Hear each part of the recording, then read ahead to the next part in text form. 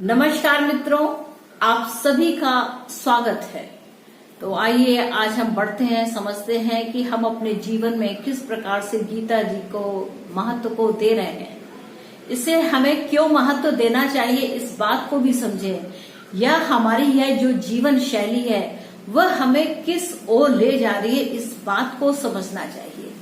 तो जीवन में जब हम देखते हैं कि हम या तो भौतिक जीवन को जी रहे होते हैं या आध्यात्मिक शक्ति का सहारा ले रहे होते हैं अपने जीवन को उन्नतिशील बनाने के लिए, तो जो यह विचारों की जो शक्ति है या तो भौतिकता वाले यानी कि फिजिकल अट्रैक्शन को लेकर के जो हमारी जीवन शैली होती है, उससे हमें क्या वाकई में शांति मिलती है या आध्यात्मिक स्तर पर जाने पर हमें शांति मिलती है, या हम वह मन की स्थिति को समझ पाते हैं कि मेरा वास्तविक सुख किसमें है। क्या भौतिकतावादी दृष्टिकोण में या भौतिकतावादी जीवन शैली में वास्तविक सुख छिपा हुआ है? ये देखना समझना चाहिए कि वास्तविकता क्या है। क्या हम भौतिकवादी इस माया जाल में पड़ करके अपने जीवन को सुखी बनाते हैं या आध्यात्मिक दृष्टिकोण को समझने का प्रयास करते हुए अपने जीवन को उन्नतिशील बनाते हैं, अपने समाज को उन्नतिशील बनाते हैं?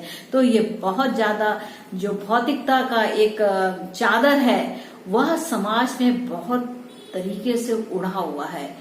इस भौतिकता की जो चादर को अगर आप इसे खोलना चाहते हैं, यानी कि आप अपने इस जो कहा जाए कि अगर इसमें सुख और आनंद तो नहीं है, ये क्षणिक सुख और आनंद दे सकते हैं, लेकिन अगर आप इसको लॉन्ग टर्म के लिए कहें तो यह लॉन्ग टर्म का इसमें आनंद नहीं है। जो आनंद आध्यात्मिक शक्तियों से मिलता है वह आनंद इस भौतिकता वाले आनंद में बिल्कुल भी नहीं है। तो हम कह सकते हैं कि जैसे समाचार है, पत्र हैं, पत्रिकाएं हैं, पुस्तकें हैं, उपन्यास है, जो कि भौतिकतावादी विचारों से भरे हुए होते हैं। उनमें भौतिकता का ही दृष्टिकोण बताया जाता है और कहा जाता है कि यही जीवन का सुख है, यही जीवन का आधार है, परंतु ऐसा वास्तविक जीवन में होता नहीं है। जो रियलिटी है वो इससे बिल्कुल भिन्न होती है। भौतिकता में पढ़ के आप बहुत सारे ऐसे गलत कार्यों को करने में आप लग जाते हैं जिनका कोई आधार ही नहीं होता है, जिनसे अगर सुख मिलता होता तो जीवन का परम सुख मिलता, लेकिन जो सच्चा आनंद आध्यात्मिकता में है वह भौतिकता में बिल्कुल भी नहीं है। तो इस बात को समझने का है कि तो जीवन में हम या तो भौतिक दृष्टिकोण में जीते हैं या आध्यात्मिक दृष्टिकोण से जीते हैं। तो ये सोचने की बात है कि भौतिक विचारों को प्राथमिकता देनी चाहिए या आध्यात्मिक विचारों को प्राथमिकता देनी चाहिए। तो भौतिक विचारधारा को बढ़ाने के लिए बहुत सारे ऐसे उपन्यास आपको मिल जाएंगे, लेख मिल जाएंगे, लोग मिल जाएंगे जो भौतिकता को बढ़ाते होंगे, जिनसे आपको ऐसा लगता है कि बहुत सुख मिल रहा है, लेकिन वास्तविकता में ऐसा सुख होता ही नहीं है। क्या आप सोचें कि जो आप उस आनंद को भौतिकवादी दृष्टिकोण से जो चीजें आप लेते हैं, जो आनंद का अनुभव लेते हैं, क्या वह परमानेंट है? आपके मृत्यु तक वह आनंद आपका साथ देगा। लेकिन जब आप आध्यात्मिकता में पढ़ते हैं तब आप उस आनंद को महसूस करना आरंभ करते हैं और उस आनंद से आप जब जीवन को जीते हैं तो मृत्यु तक वह आनंद आपके अंदर रहता है। आपके अंदर इस बात की खुशी रहती है, इस बात का सुख रहता है, उस बात का आनंद रहता है, और आप जीवन के पथ पर भले ही गरीबी हो या कुछ भी हो, लेकिन आप आनंद में रहते हैं। कभी आपने देखा है उस बच्चे की खुशी जो एक सिंपल से